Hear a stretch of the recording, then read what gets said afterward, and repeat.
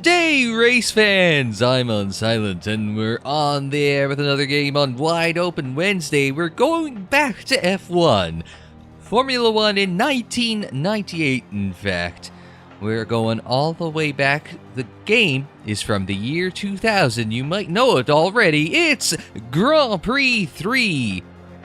Another one of the great Jeff Crammond Grand Prix series of games. This one came out in 2000. For the 1998 Formula 1 World Championship. You might have saw on the logo there. That was the first one won by Mika Häkkinen. Also changed the cars quite a bit from 97. Here you see the groove tires, a slightly narrower track that they just changed with the most recent aero changes. So with this, you know, the modern F1 games by Codemasters, they're 20 years ahead of this in terms of time. So what's a good 20th anniversary right now? Well, let's go to Belgium, the Spa-Francorchamps circuit for the Belgian Grand Prix. If you've been a long-time Formula 1 fan, you'll know what I'm getting at right now, because the 1998 Belgian Grand Prix is one of the famous or infamous races in Formula 1 history. Now, as we take a look at the track map, not much has changed between then and now. The biggest change is runoff. Oh yeah, and the bus stop changed. Here, it is a left-right, right-left, double chicane, the bus stop, and now it's just a chicane. I don't even know if they still call it the bus stop. But now it is just a right-left chicane. It's supposed to improve overtaking, but I don't think the old bus stop was too bad. But for this look back at F1 in 1998, I thought that we would get a very particularly thematic driver for this one, and that is why I've signed up for this one as Damon Hill in the Jordan Mugen Honda. Yes, he won the 98 Belgian Grand Prix. It was an absolutely chaotic race, and yes, we will do a history lesson during the race, but also I'd like to point out something else interesting. It's wet! Wet weather introduced for the first time in the series here, and oh boy, I had some fun trying to figure that out.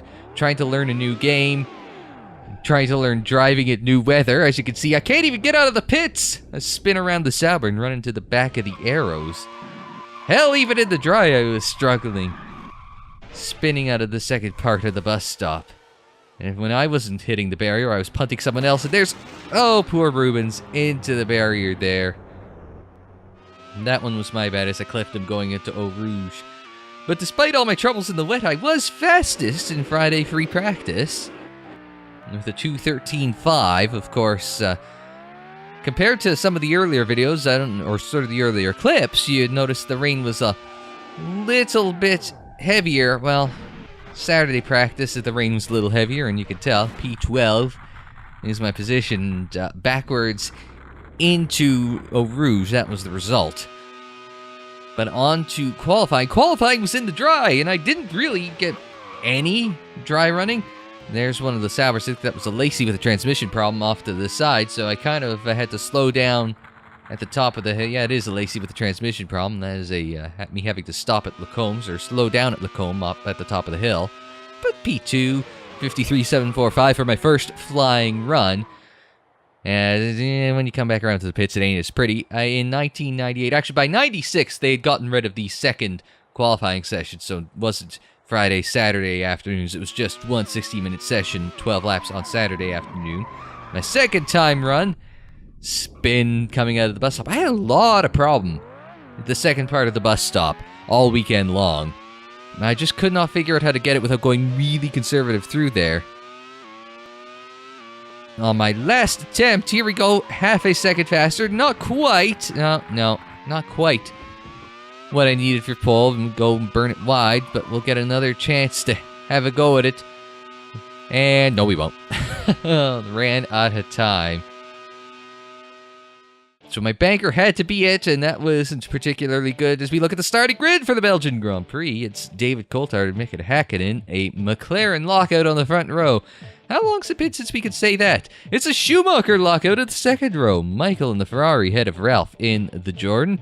Eddie Irvine, I played him in Grand Prix 2. Damon Hill, I'm playing him in Grand Prix 3. That's row 3.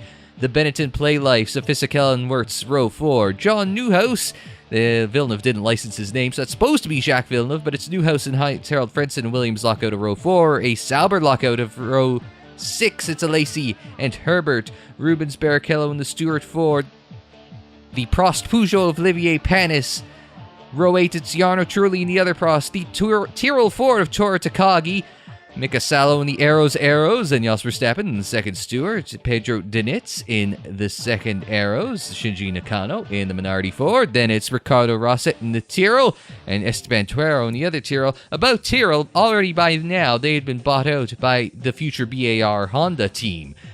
So this would be their last season under Tyrrell. Also for the race, the weather forecast says bone dry. I was not expecting that. I put no time into my dry setup. So it's basically a shot in the dark. I'm hoping that the dry setup works, but if it rains, I don't think the dry setup is going to do too well in the wet. So I went full dry and hoped for the best here, because if it rains, I'm boned.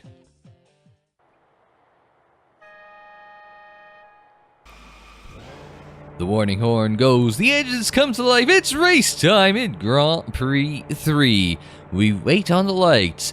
1, the second, all 5 will illuminate. There will be a short pause, and then we are... Go, go, go, go for the Belgian Grand Prix, and it's a shaky-ish start for me in the Jordan. Lock up into turn 1, La Source, and just bump into the back of Ralph. That's okay, I come out of that in P4, ahead of both Ferraris as we make the charge down to Eau Rouge. They're going to go too wide in there, that's not a good idea, no. Ralph backs out as we go up the hill, and he had to back out, so it's advantage me as I get the slipstream OP up the Kemmel Straight, down towards the comb. Oh, Hakkinen just cuts me off, and then I bail out early and Ralph goes by. As I cut off DC, let's take a look at some replays, because that was a wild sequence. Off the start, I'm the only one lighting up my tires, and I will also be the only one locking my brakes into La Source. But with a line around the outside, I'm able to hold the momentum around Schumacher. So we take a look at how was there such a gap from 5th to 6th? Well, if you take a look back, there's Villeneuve on the inside and Wirtz on the outside, and they go 3 wide through La Source, and that just creates a gap between 5th and 6th. So we take a look at my move up at the top of the hill at Radion and past Ralph. Ralph goes to the inside, and we're going 3 wide with DC in the middle. And so I get by, and Hakkinen kind of squeezes me, checks me up, and I have to let Ralph by on the inside as I squeeze out Coulthard. So Hakkinen's out front, Ralph is right in front of me. We wait for timing and scoring to loop through. Is Ralph about 1 second in front of me and DC 1 second behind me? Or is he? Because DC didn't last too long. There's Michael going up the inside of Coulthard, successfully executing a pass on Coulthard. Remember that one for a little later on. So he gets by into Lacombe. On to lap 3, and now we've got a gap behind me, but now I'm right behind Ralph. So I get some slipstream down to Eau Rouge, back off just a little bit, try and get it wound up at the top. Back off a little bit, but I'm trimmed out more than Ralph. And it turns out a little later we find out I'm on less fuel as well. And we take a look at that one again. Go around the outside of Ralph, just like I did on lap 1. We're going to repeat it on lap 3 here. And at the end of the lap, I set the fastest lap of the day, a 53.115, and that's bringing me ever closer to the back of Mika Hakkinen. So we make the run down the hill towards Eau Rouge. I think I had my car better through Eau Rouge than anyone else, because you look at the amount of time I catch up through there, and then we get a lot of slipstream on Hakkinen. Mugen Honda had a little go in this. 201 it tops out at before I pull out of the slipstream. Lose a lot of speed as we go out of the slipstream there, and it's a nice and safe pass into Lacombe. We're going to just show a replay as I go and use all the road on that pass there. Kind of like that famous Hakkinen pass on Schumacher. reduct all the way down to the inside there towards Lacombe, but despite the fact I'm good in a straight line, I'm already starting to form a trolley train. But I was able to stretch out the lead. It was about 4.5 seconds at this point, so, with the race settling in, now time for a little history lesson. 98 Belgian Grand Prix was actually torrentially wet, as you can see from the little video on the dash there. DC got a terrible start, and it got worse. He spun coming out of La Source, and this is probably one of the most famous clips in F1 history. Is almost the entire field gets collected here. Coming out of La Source, running down to Eau Rouge in the wet. They red flagged the race instantly. 4 cars missed the restart here because they didn't have enough spares for them.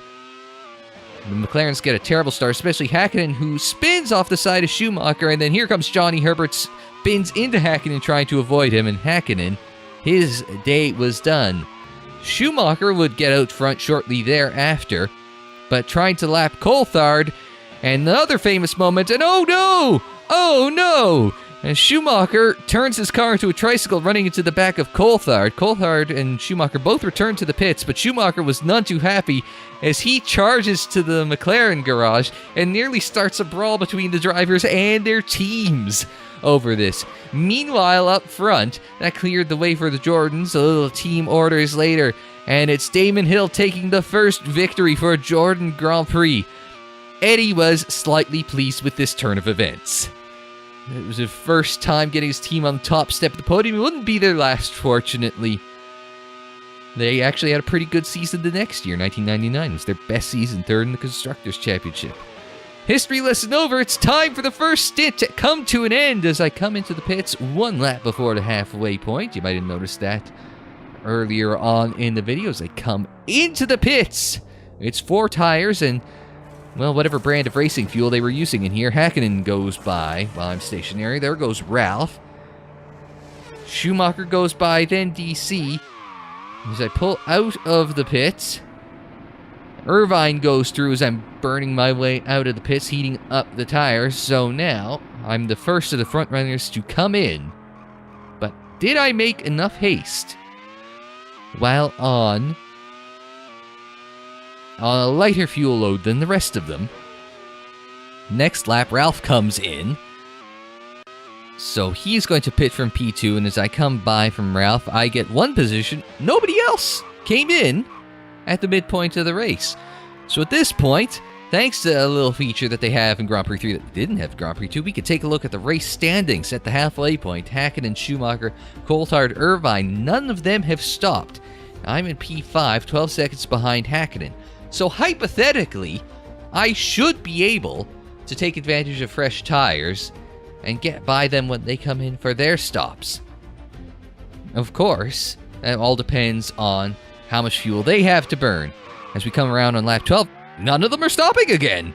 They've got a lot more fuel on board than I do, so I've got fresh tires, and whoop, no, that's not going to do me any good as we spin again! I kept spinning here at the second half of the bus stop. It was just embarrassing by this point. As I land, it's just something in the suspension setup I didn't have right. It lands and it just snaps as I go and turn left for the second half of the bus stop. But I was the only one having problems. Shinji Nakano, he had a suspension failure, not from crashing at La Source. So that is his day done. Jos Verstappen out of dangers of pit stops. Loose wheel pulls off in Puhan, and that is his day done. After that is Giancarlo Fisichella, who had an almighty crash in the actual Belgian Grand Prix. His race didn't go out with a bang so much as a whimper with a transmission failure. So we saw me spin on lap 12. On lap 18, I finally caught up to the back of Irvine again. 6 laps worth of time I lost there to catch up to Eddie as we go down, charging down to Eau Rouge yet again. Back it off just a little bit to try and keep the car in check. And now I've got a chance to work my way to Eddie in a tow. Watch the speedo. Watch the speedo go. 204 it tops out at. And I brake really late into Lacombe. And then just, oop. Eddie tries the up and under. My God, he got up there, didn't he? Let's take a look at that in the replay. As I duck down, he shoves me to the inside there. That was a block. Give him a time penalty. And through the second part of Lacombe, just banging and crashing. Nobody wanting to cede position as we go through there. But watch this again. And you don't see the squeeze so much from that angle, but you definitely watch the collision there as I shove Eddie out to the grass and neither of us want to give up any position. But if we look at this one more time, you'll notice something very funny. My car becomes an Air Jordan.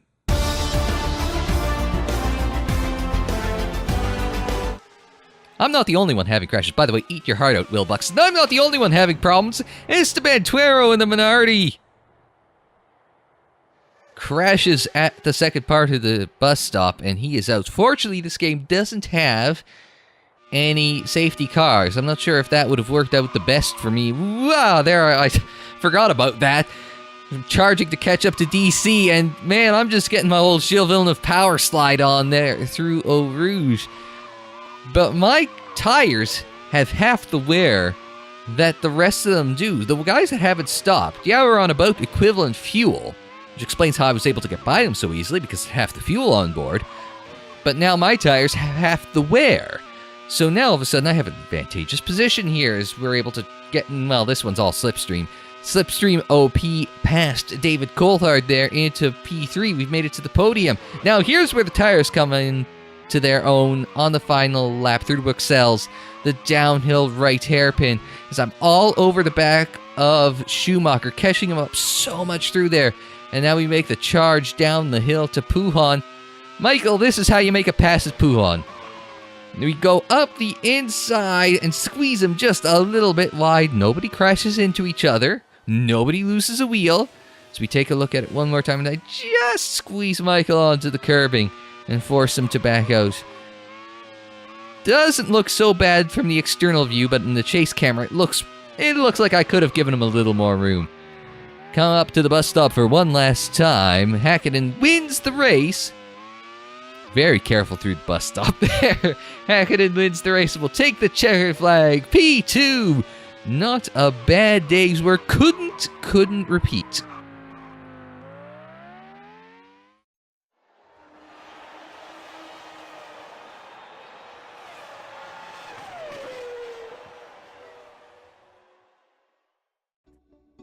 And here's a look at the race results after 22 laps, 1/2 race distance. It's Hakkinen by almost 9 seconds over myself, then just ahead of Schumacher, Coulthard in 4th, Ralph in 5th, and Eddie kind of suffering on those well-worn tires in P6, rounding out the points. You know, with Eddie about 10 seconds behind me, I kind of wonder if I hadn't spun, would I have had enough pace to catch up Hakkinen and maybe get by him? It's that spin there. It's not, I don't think it was the pit strategy that got me. I think it was the spin that got me. And on back through the rest of the race results. 4 DNFs. Tuero, Fisichella, Verstappen, and Nakano. Tuero had that crash. I mean, you could call it a loose wheel as opposed to did not finish. I mean, car had a very loose wheel. It wasn't even attached by the time Esteban was done with it. But that will do it for Grand Prix 3. You know, maybe I'll come back to it, maybe I won't. This was a lot of fun. It wasn't a huge leap in terms of gameplay, like just in terms of the driving model over Grand Prix 2, but the graphics are great. The rain was a great addition as well, and I like just little quality of life changes as well in the game. That really helps it out as well. But that will do it for this episode of Grand Prix 3. Lots more Wide Open Wednesday coming if you're subscribed to the channel. A lot of classic racing games coming up. But until then, I'm Unsilent. Thanks very much for joining me. Like the video if you liked it. Subscribe if you're new. Share on social media. Follow on social media. The social media handle is Unsilent on air, and that is for Twitter, Facebook, Instagram, Tumblr. Don't forget you can check out more classic racing in the playlist. It's on the screen, in the description down below, and more videos anytime on the channel page. And until the next time, I'm Unsilent. Thanks very much for joining me. Like, share, subscribe, and we will see you next time.